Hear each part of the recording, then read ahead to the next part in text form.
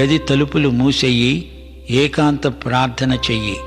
యథార్థంగా నీ హృదయంలో ఉన్నదేదో అదంతా ఆయన ఎదుట కుమ్మరించు.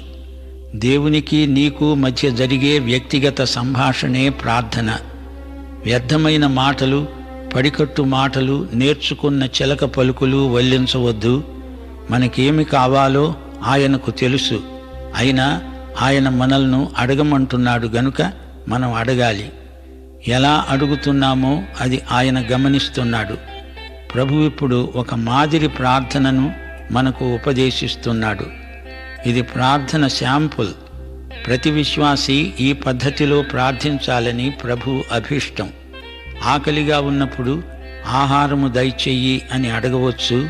ఆయనకు ఇష్టమైన అంశాలు అనగా దేవుని రాజ్యము, దేవుని చిత్తము మొదలైన వాటితో మనం ఏకీభవించవచ్చు.